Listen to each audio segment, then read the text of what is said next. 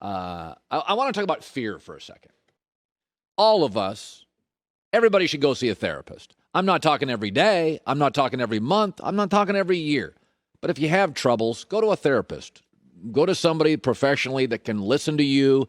You can ramble on, pity yourself, be a victim, whatever it is. We're all at some level.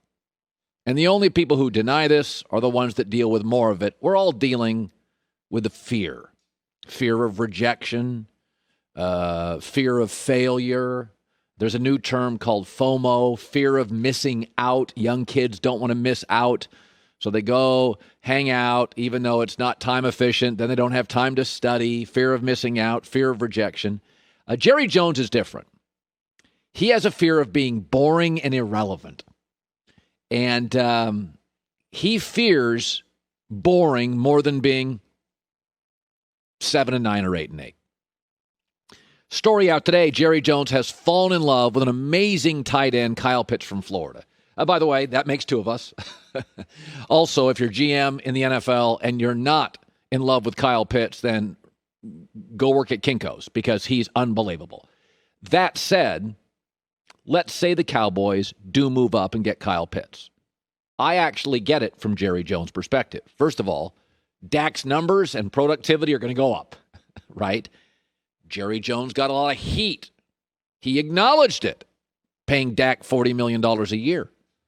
It would, to some degree, validate Dak's contract. Hey, I paid him $40 million a year. He's a Pro Bowler.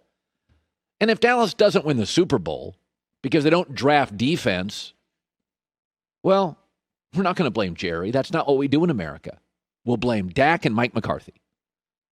From Jerry's perspective, I draft Kyle Pitts. It validates Dak's contract. We score more points. We get talked about. More highlights. More merchandise. I get more free press.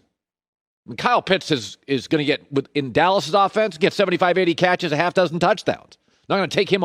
They have too many good wide receivers. You can't double him. From Jerry's perspective, and I don't get blamed if we don't win the Super Bowl.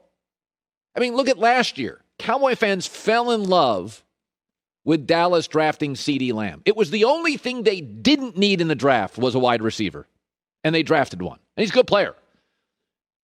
And at the end of the year, when the Cowboys were average, nobody blamed Jerry. Nobody blamed Jerry, even though that was Jerry's pick. Jerry was smiling, laughing on his yacht. Nobody blamed Jerry.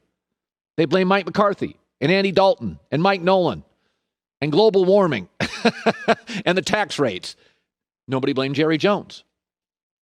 So from Jerry's perspective, I totally get it. It would be doubling down on what the Cowboys already are. Flashy, fun, and interesting. It would not solve their personnel issues. But the reality is, Jerry, we all have a fear of something. Jerry fears being irrelevant.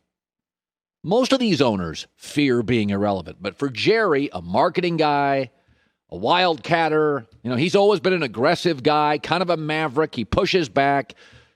He wanted to build the world's biggest stadium. He just doesn't want to be irrelevant. And you draft an edge rusher. You move down in the draft. What Dallas should really do is move down in the draft. That's what they should do.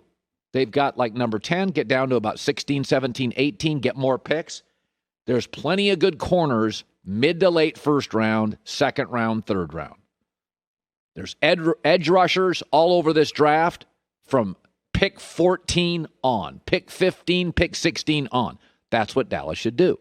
But Jerry does not like to move back at the top of the first round. He likes to be talked about, and I would not be shocked. Chris Mortensen reported this. I know Chris. You know Chris. Chris knows football. I would not be shocked if Dallas moved up to get Kyle Pitts. And don't kid yourself. It would validate that $40 million for Dak because Dak's numbers would absolutely pop.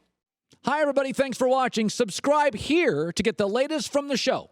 Also, be sure to check out more of the best clips from The Herd or go watch a few segments from other shows on FS1.